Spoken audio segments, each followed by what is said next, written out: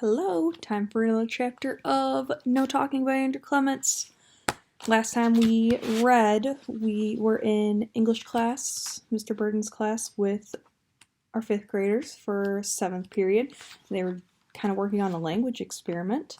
This time, they're now heading home, and they have to try to figure out how they're not going to talk while they're home, or else they're going to lose points, and they don't want to do that. Let's see how they handle it in chapter 14. Which is seen but not heard. Here we go. So, chapter 14, seen but not heard. The homebound school buses were quieter than usual on Tuesday afternoon, especially the ones hauling a large number of 5th grade kids. But none of the 5th graders found the ride home very hard. With no grown-ups around, it was pretty easy to keep quiet. A few of them sat with friends and passed notes back and forth. Some read books or opened a notebook and did homework. Most of the 5th graders just sat quietly, looking and listening and thinking. For the 5th graders like Lindsay, who stayed for soccer or field hockey or cross country after school, was just like regular school because the coaches were all teachers and you could answer teachers because of the 3-word rule. Everyone was getting pretty good at that part of the contest. Soccer practice was easy for Lindsay. Instead of yelling for the ball like she sometimes did, she just waved a hand or made a motion with her head to direct her teammates to cover an area or move downfield she pointed. Lindsay was good at soccer. She did most of her communicating with her feet. For the kids like Dave, who went right home after school, not talking was more difficult. A lot more difficult. Because it's the fact of nature that parents don't like it when kids don't answer them.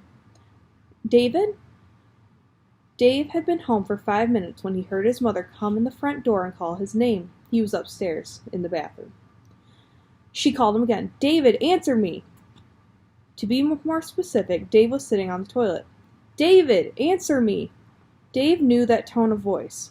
He had to do something right away, so he reached over and banged on the inside of the bathroom door. It was the wrong move. His mom was up those front stairs and had both hands on that locked bathroom doorknob in 2 seconds. "David, is that you? Are you all right? David, answer me!" She was going to kick the door down. Dave was sure of it. He jiggled the doorknob, flushed the toilet, and was up and zipped and buttoned, all in about 2 seconds, and yanked the door open and gave his mom the best smile he could manage. Mrs. Packer was so relieved that she bent down and hugged Dave so hard that he couldn't have said a word even if he wanted to, which he didn't. But then she held him out in front of her and gave him a stern look. "Didn't you hear me calling you?"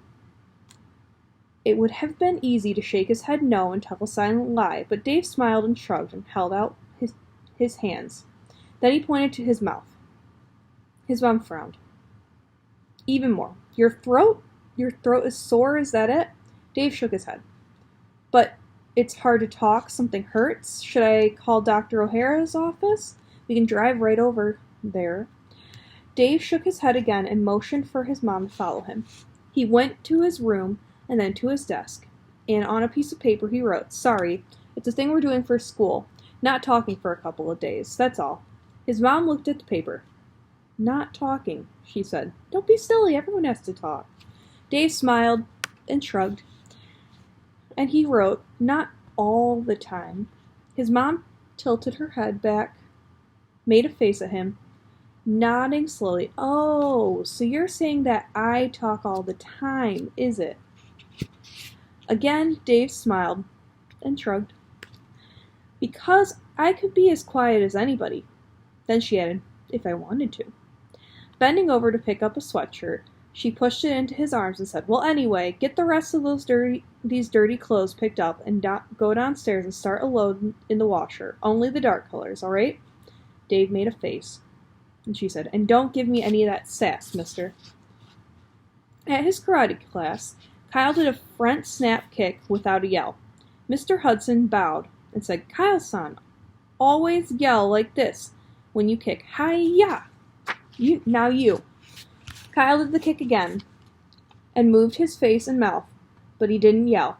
Mr. Hudson's face got red, and he walked stiffly like he always did when he was displeased. But he was still being polite because that's the karate way. He bowed. Kyle-san, did you not hear me? Ben Ellis walked onto the mat and bowed to Mr. Hudson. He was in 4th grade. When Mr. Hudson bowed back, Ben said, Hudson-san, the 5th grade kids aren't talking, none of them. Hudson-san bowed and made a wise face and tried to imagine what the teacher in the movie The Karate Kid would say in this situation. And after a long pause, he said, I see, yes. Silence. That is good. Then he bowed at Kyle-san, and Kyle-san bowed back.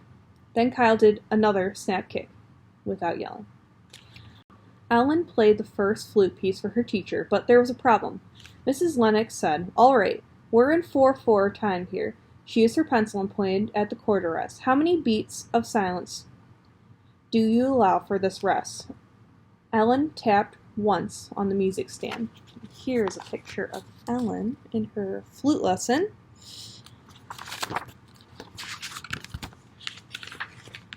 Her teacher said, correct, but say 1 beat. Then Mrs. Lennox pointed at the symbol for the rest. How many beats is this one? Ellen tapped out 4 beats. Just say 4 beats, dear. Ellen smiled and tapped 4 times, and then pointed to her mouth and shook her head. What? Asked Mrs. Lennox. Again, Ellen pointed at her mouth and shook her head. Your lips? Something about your lips? Asked the teacher. Just tell me, dear. Ellen smiled and shook her head. Then she lifted the flute to her lips and played the piece again, and this time she read all the rest perfectly. Her teacher nodded, smiled, and turned the page to the next piece. Before Ellen began to play, Mrs. Lennox pointed at each rest, and Ellen tapped out the rests, the right number of beats. The teacher nodded, and Ellen began to play. When she finished, Mrs. Lennox smiled, pointed at the start of the piece, picked up her own flute, and nodded, and they played the whole piece again as a duet. Neither of them said a word for the rest of the lesson. Brian's mom picked him up at school, and when he got in the car, she said, you need a haircut. We're stopping at Zeke's on the way home. Brian groaned and shook his head. He stomped his feet on the floor of the car. His mom kept driving. Brian hated going to Zeke's modern barber shop.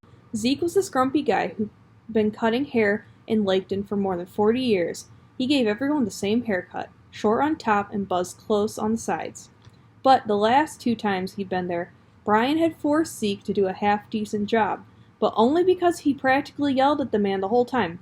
No, not so short on top. No, really, that's enough off the top. And don't use the clippers on the sides, just scissors.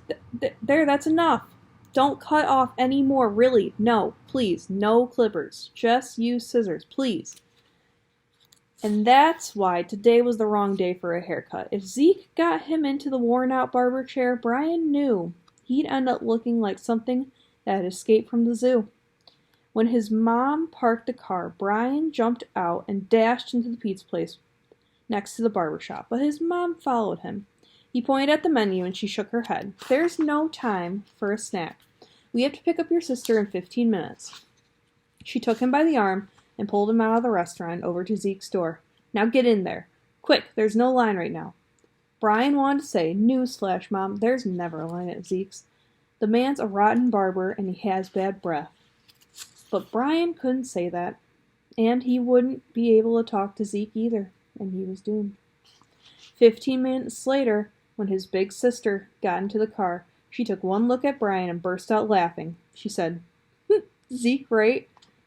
Brian could only nod. He had paid a heavy price for keeping his mouth shut, but he'd kept his promise to Dave and the other guys, and if they didn't beat the girls, well, it wasn't going to be his fault. He had the bad haircut to prove it. Was it worth it? Yeah, he thought it was worth it. So what if I look like a monkey for a week or 2 or 3? Brian stared out the side window and tried not to think about it. Mrs. Burgess was worried. She glanced at the rearview mirror and looked at her daughter's face again and thought, did she have a horrible day at school? Is that what's bothering her? Or maybe something happened at soccer practice? That coach of hers can be pretty rough. About a month earlier, Lindsay had started riding in the backseat of the car instead of up front. Her mom had noticed that her bright, chatty little girl was starting to become more serious, sort of distant now and then. And today, not even a word, and barely a nod as she got into the car after practice. Lindsay's mom thought, Maybe she's giving me the silent treatment because I said she couldn't go to sleepovers at Kelly's this weekend. That's probably it. Kids can be moody sometimes. Goodness knows I was. The truth is, Lindsay wasn't feeling moody at all. She was just thinking. Actually, she was thinking about thinking. Not talking all afternoon had made her realize something. For 4 years now, she had done most of her thinking out loud. I've been just blurting out what's ever on my mind. To my sister, to my mom, at school. I just go on. And then I talk on the phone all night. Incredible. Lindsay hated to admit it, but Dave Packer might have been right about the top of her head exploding, because that's how it felt at first. She felt like a faucet that had been wide open, gushing and gushing forever. And then suddenly it flipped shut, and all of her thoughts that had been bottled up. But by the time school let out, Lindsay had started to enjoy the change. And all during soccer practice, she felt like she was alone, just her and her own voice. And she felt like saying, "Hi there, I'm Lindsay. Remember me? I live here." Thinking. And being quiet. It was different. It was good. As the car turned to their street, almost home, she looked up and saw her mom's eyes in the car mirror, and instantly felt how worried she was. So Lindsay gave her mom a wave and a big smile, and her mom smiled back. All over town, the other fifth graders were figuring out how to get along without talking. Were there any mistakes made on Tuesday afternoon? Yes, but only a few. Every single fifth grade girl and boy was working hard not to talk. And later on, as it got to be dinner time and family time and homework time at bedtime, there were other problems the kids faced.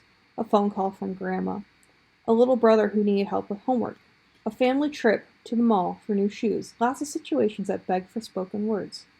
Every single kid had an unusual experience Tuesday night, and every single kid had to be creative and alert and quiet.